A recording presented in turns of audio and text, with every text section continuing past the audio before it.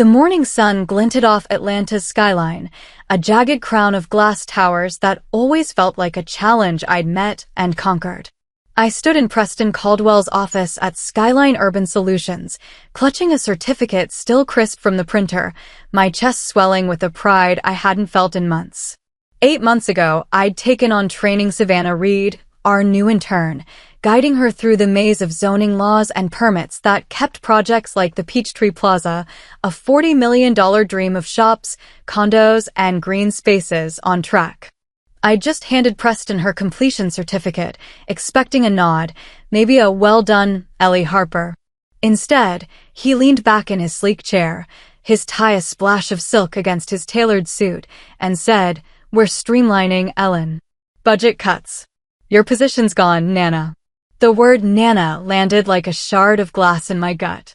I'm 62, not ancient, and my name's Eleanor, Ellie to those who know me. For 8 years, I'd been Skyline's regulatory compliance manager, the one who knew every clerk in Atlanta's zoning office, every trick to nudge a variance through. I'd spent months securing permits for Peachtree, calling in favors from contacts I'd nurtured since I was younger than Savannah. And now, after pouring my expertise into her, I was disposable? "Today's your last day," Preston added, his eyes already drifting to his phone. "HR's got 2 weeks severance. Security'll walk you out by noon." Security? My hands tightened on the certificate, the paper crinkling. I wanted to hurl it at his smug face, to remind him how my work had turned Skyline from a 6-person outfit into a name developers trusted. Instead, I said, "I see," my voice steadier than my heart, which pounded like it was trying to escape. As I walked out, Savannah stood by reception, her blonde hair catching the light, her smile too bright for the moment. She knew. The realization stung. She'd known I was being replaced, maybe even pushed for it. I straightened my spine, gathered my dignity like a shawl, and left the office, the click of security's boots trailing me like a mocking heartbeat. In my car, I sat with my box of desk trinkets, a photo of my son Miles, a chipped mug, and let the weight of it hit. 8 years of late nights, of unraveling red tape, ended with Nana and a paycheck that wouldn't cover next month's bills. I was 62, a woman who'd raised a son alone, who'd clawed her way up in a man's world, and now I was terrified I'd fade into nothing. But beneath the fear, a spark flickered, anger, sharp and alive. They thought they'd erased me, but they'd forgotten what I held in my hands, the weight of a signature they couldn't replace.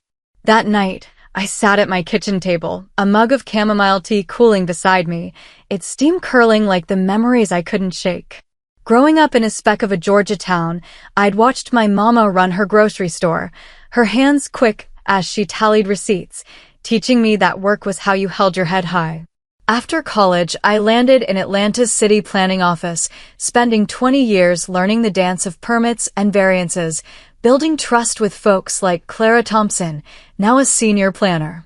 My marriage to Tom unraveled when Miles was 10, leaving me to raise him on grit and late-night paperwork.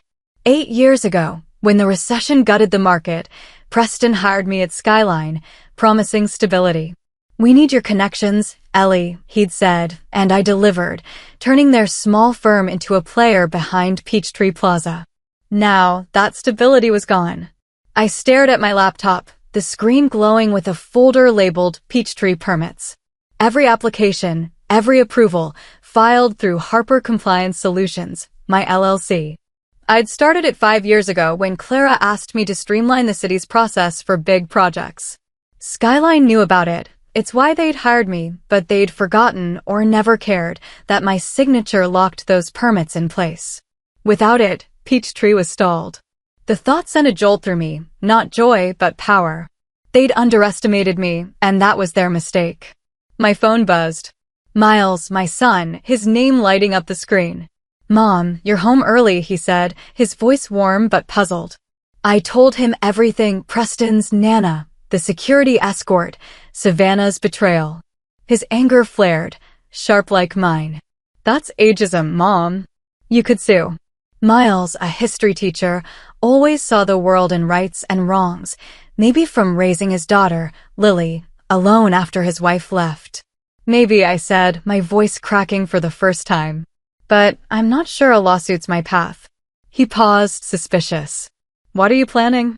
I smiled, despite myself. Just thinking, son. Alone again, I sipped my tea, the bitterness matching my mood. I wasn't just hurt, I was furious. 8 years of loyalty, of making Skyline shine, and they'd toss me out like a worn-out rug. But that folder on my screen? It was my leverage, my proof that I wasn't done. I closed the laptop, my resolve hardening. Tomorrow, I'd call Lydia. Tonight, I'd let the anger simmer, fuel for whatever came next. Saturday morning, I met Lydia Brooks at a quiet cafe in Midtown, the smell of fresh coffee grounding me as I poured out my story. Lydia, my college friend turned employment lawyer, listened with her sharp brown eyes fixed on me, her pen tapping her notebook. Her chemo scars were faint now, but her fire was fierce as ever. They can't fire you for being 62, she said, her voice low but firm. But age discrimination's hard to prove. I shook my head. I'm not chasing a lawsuit, Lydia. Not yet. It's about the permits. I explained Harper Compliance Solutions, how every Peachtree permit needed my digital signature, how Skyline hadn't grasped my LLC's power. Lydia's eyebrow arched, a smile tugging her lips. Oh, Ellie, they stepped in it. If those permits are under your LLC, you owe them nothing without a contract. And if they thought your consulting was tied to your job, that's their error. She leaned back, sipping her latte. Got documentation? I nodded, thinking of my meticulous files. Good. I'll draft a letter, professional, but clear. They pay for your signature, or they're stuck. For the first time since Friday, I felt my shoulders ease, like I'd shed a weight I hadn't named. Back home, I ignored 3 missed calls from Preston, his number glaring on my phone. Instead, I knelt in my backyard garden, the Georgia clay cool under my knees as I weeded around my azaleas. Digging in the dirt felt like reclaiming something, my roots, maybe, or my sense of self. Skyline thought they'd uprooted me, but they'd forgotten how deep my ties ran, not just to the city, but to myself. As I worked, I pictured Preston's smug face, Savannah's too bright smile, and let my anger shift to purpose. Lydia's letter would be my first move, a reminder of what they'd thrown away. Monday morning, I savored my coffee on the porch, the first workday in years I wasn't rushing to an office. My phone buzzed again, Clara Thompson from the zoning office. Ellie, we've got a mess, she said, her voice clipped but warm. Skyline's pushing to finalize Peachtree permits, but they're all under your LLC. I told I need your signature. I smiled, picturing Clara's no-nonsense stare. That's right. My employment with Skyline ended Friday, but Harper Compliance Solutions is separate. She sighed. Preston's team tried to argue I could bypass you. I shut that down. Standard channels would take 6 months, minimum. Clara's call lit a spark in me. Skyline was scrambling, and I held the reins. My phone showed 5 more missed calls from Preston, his latest voicemail sharper. Ellen, we need to talk about Peachtree. Call me back. I deleted it, my pulse steady. Lydia emailed me her draft letter to Skyline, demanding $80,000 for my consulting services to complete the permits, plus credit as the compliance specialist. It was crisp, unyielding, and perfect. I approved it, and she sent it off. As I pruned my roses, the snip of my shears felt like cutting away Skyline's hold on me. Preston could beg, but I wouldn't bend, not after Nana, not after they'd bet on Savannah's flash over my substance. Clara's loyalty, Lydia's strategy, and my own expertise were my foundation now. I wasn't just surviving, I was ready to fight. Tuesday, I dressed in my best charcoal suit, the one I saved for big meetings, and drove to Malcolm Grant's office in Buckhead, Atlanta's heart of wealth. Malcolm, the Peachtree Plaza's lead investor, had called me himself, his deep voice calm but urgent. His headquarters gleamed with marble and glass, a testament to his rise from a mechanic's son to a development titan. He greeted me with a firm handshake, his gray eyes assessing but kind. Ms. Harper, thanks for coming. Coffee? I nodded, settling into a conference room overlooking the city. I've sunk $15 million into Peachtree, he said, cutting to the chase. Now it's stalled because Skyline let go the one woman who can move it forward. I'm not happy. I opened my laptop, walking him through Harper Compliance Solutions' role, every permit, every approval, tied to my LLC. Skyline knew this when they hired me, I said, my voice steady. But they forgot my consulting firm isn't their employee. Malcolm studied my files, his jaw tight. Preston called it a paperwork glitch. Said you're bitter about being fired. I met his gaze. I sent terms, $80,000 and credit for my work. Reasonable, given I'd have earned that in 9 months. Malcolm leaned back, thoughtful. Reasonable's an understatement. He tapped the table, then smiled faintly. Here's my offer, Ellie. Grant Properties retains your LLC for Peachtree, same fee, plus bonuses for hitting milestones. You work with my team, not Skyline. As for them, I'm rethinking our partnership. My breath caught, but I kept my face calm. I'd need my attorney to review the contract. He nodded. Expected. It'll be in your inbox today. We shook hands, and I left, my heart racing not with fear, but with possibility. Back home, my phone buzzed with a text from Preston. Emergency meeting, Peachtree, 3 p.m. We'll pay consulting fee. Too late, I thought, deleting it. Savannah emailed next, her tone a mix of pity and plea. Ellie, I know you're upset, but delaying Peachtree hurts your reputation. I'll mention you in the credits. Credits? After replacing me? I trashed the email. A bouquet arrived from Savannah, with a note begging me to call Preston. I left it on my neighbor's porch. She loved the roses more than I would. I knelt in my garden, planting marigolds, their bright petals a promise of growth. Lydia called, confirming Malcolm's contract was in my inbox. It's solid, Ellie. You're cutting Skyline out. As I worked the soil, news spread through Atlanta's development circles. Ellie Harper was Grant Properties' new compliance lead. Preston's calls doubled, his voicemails frantic. Ellen, name your price. I ignored them, my hands in the dirt, my future taking root. Skyline had sown their seeds, now they'd reap the harvest. Wednesday, I met Malcolm's team in their Buckhead conference room. The Peachtree plans spread before us.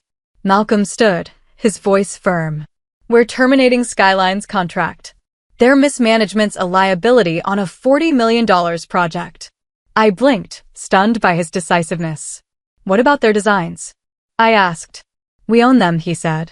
Piedmont Architects will take over, tweaking as needed. Piedmont was Skyline's rival, and the irony wasn't lost on me. Lydia called later, her voice gleeful. Malcolm's contract isn't just Peachtree, it's all his Atlanta projects for 2 years, renewable. 6 figures, Ellie, plus bonuses. I signed it, my hand steady, though my heart raced. Preston's latest voicemail offered my job back with a raise, his panic palpable. Warren's pulling Skyline from Peachtree. It'll ruin us. I deleted it, feeling not joy, but justice. Malcolm's trust, Lydia's strategy, and my expertise had built a bridge to a future I hadn't dared dream. By Thursday, Skyline was unraveling. Clara told me Preston had called her office hourly, suggesting the city's old school processes needed a modern overhaul. She laughed.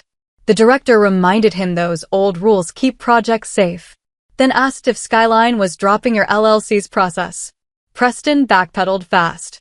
Without my expedited channel, Skyline's other projects stalled, and 2 clients jumped to competitors. Miles called, buzzing with gossip. Savannah's on social media duty now. She botched a variance form. I smiled, unsurprised. Her flash couldn't match my substance. I expanded Harper Compliance Solutions, hiring 2 women in their 50s, both pushed out by younger bosses, and launched an internship for midlife career shifters. My business wasn't about revenge, it was about value, about proving experience wasn't a liability but a legacy. 3 months later, I stood at Peachtree Plaza's groundbreaking, the Atlanta skyline framing the ceremony. Malcolm and city officials turned ceremonial shovels, cameras flashing. The Atlanta Journal-Constitution's headline, "The Zoning Maestro, Ellie Harper's Rise," sat folded in my purse, quoting Clara, "Ellie's the best in the business."